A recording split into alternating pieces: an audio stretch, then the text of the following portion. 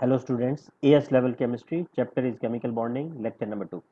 In this lecture, we are going to talk about what is ionic bond, what are the two typical questions that are asked about ionic bonding in your exams. One question we will talk about dot and cross diagram, and the other question is dot and cross formula. Let's start. First of all, what you must remember, ionic bond, it is also known as electrovalent bond. Now, what can be the possible definition of ionic bond or electrovalent bond that you can remember? One possible definition of ionic bond is it is the electrostatic force of attraction between oppositely charged ions. Electrostatic force of attraction between positive and negative ions, it is known as ionic bond. Sometimes you can use another definition that is also equally acceptable in your exams. It is it is a type of bond in which transfer of electron from metal to non-metal takes place. So this can be the second possible definition that you can remember and you can write down. Okay, based on this definition, next thing you must remember, there are two typical questions that are asked about an ionic bond or an ionic compound. One question, how to write down dot and cross diagram, and how to write down dot and cross formula. First of all, how to write down dot and cross diagram. Now, what you must remember, whenever we want to write down dot and cross diagram or dot and cross formula, you must remember that metals during the formation of an ionic bond always lose their valence electrons. Valence electrons of a metal are lost, and where these electrons go, these electrons they are gained by the non-metal.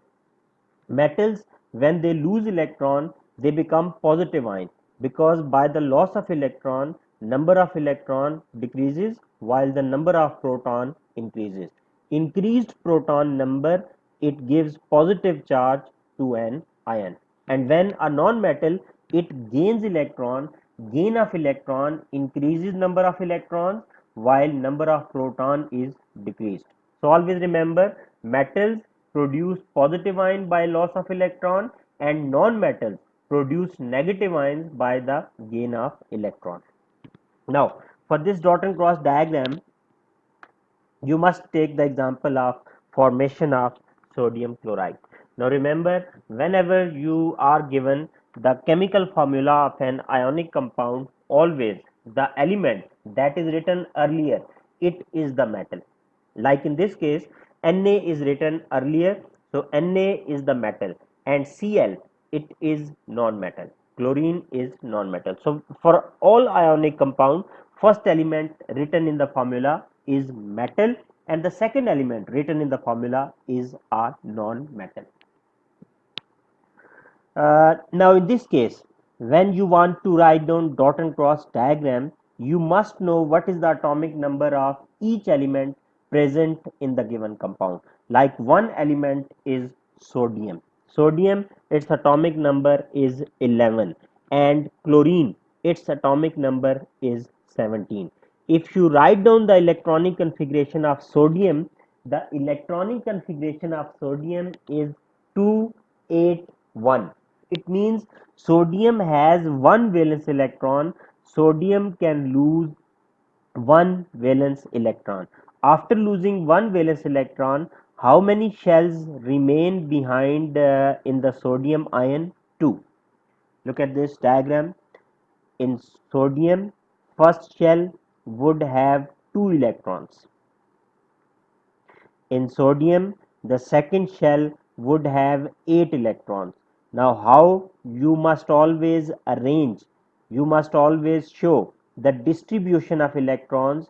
Distribution of electrons, first of all, it must be shown unpaired on four sides.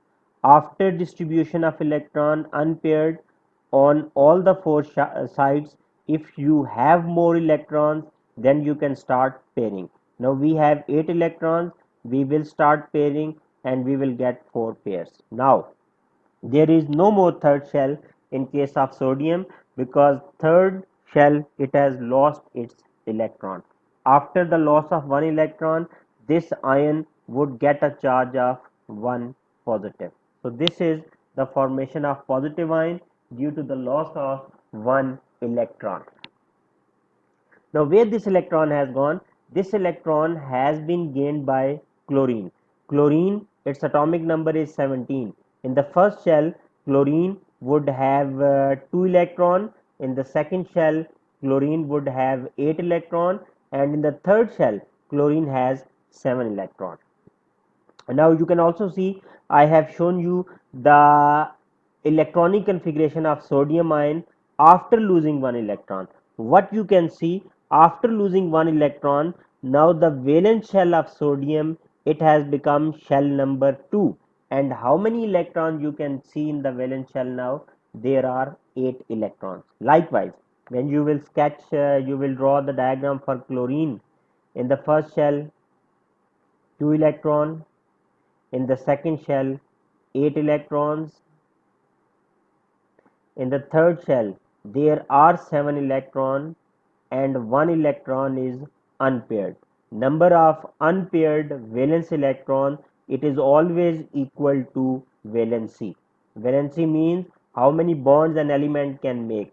Chlorine has 1 unpaired electron, so chlorine can make 1 bond. It will make 1 bond with the electron that has been provided, that is transferred from sodium to chlorine. Now this unpaired electron of chlorine has been paired up, so that is why due to the gain of this electron, chlorine will become chloride ion with a charge of 1 negative. And the electronic configuration, now you can see for chloride ion, it has become 288. What you can see for both these ions, their valence shell have become completed. So it means both these elements, they have become stable by the loss and gain of electron.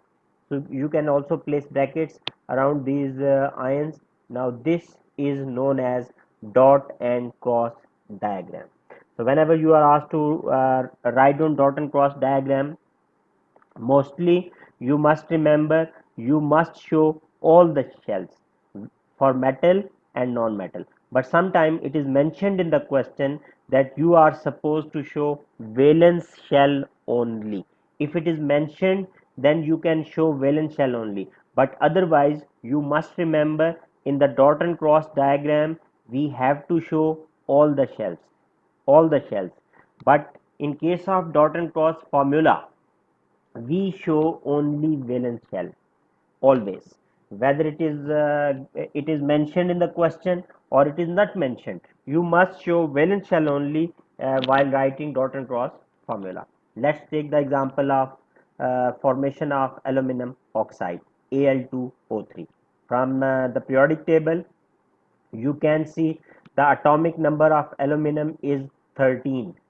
So its electronic configuration 283. Aluminum, one aluminum can lose how many electron? One aluminum will lose 3 electron. After losing 3 electron, the valence shell of aluminum would have become empty.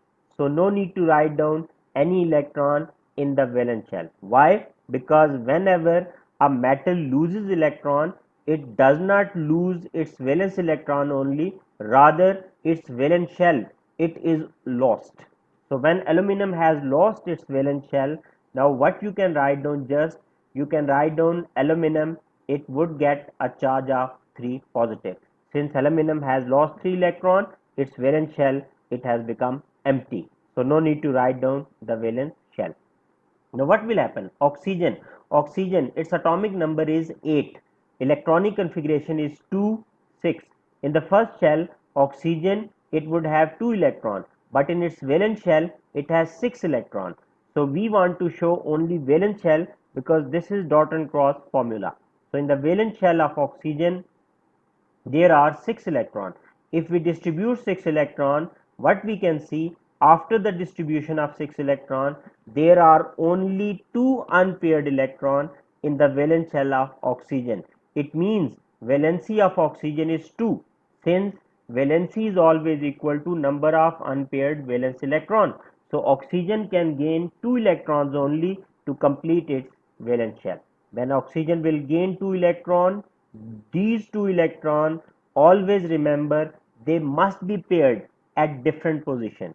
These must be paired with the electrons of oxygen. Now, what charge will be created on oxygen? Oxygen will become oxide ion and it would get a charge of 2 negative. Now, you might be thinking that one aluminum atom has lost 3 electrons, but one oxygen has gained 2 electrons. So, electrons are not balanced. But if you look at the chemical formula, given formula of aluminum oxide, it is Al2O3. There are 2 aluminum atoms. So, what does this mean? We will multiply aluminum ion by 2. Then if one aluminum it has lost 3 electron, 2 aluminum would have lost 6 electron. So we have 6 electron that have been lost by aluminum. Now what will happen? You can see the formula. There are 3 oxygen atoms. One oxygen, if it has gained 2 electron, when there are 3 oxygen atoms, they would gain 6 electron. So you can see number of electrons lost, they have become equal to the number of electrons gained. So it is not a problem. So always electrons lost and electron gained, they become equal. So this is all about this lecture. What you must remember? You must remember how to define ionic bond. You must remember how to write on dot and cross diagram and dot and cross formula. The important thing is, for the dot and cross diagram, we have to show mostly all the shells, but for the dot and cross formula, we show valence shell only. Now some examples I am giving you that you can just practice for the sake of self assessment. The examples are magnesium sulfide MgS Na3P Mg3N2. I hope you would have enjoyed this lecture. If you have any problem, you can give your feedback in the comments. If you have any question, you can also mention in the comments. Thank you for your time.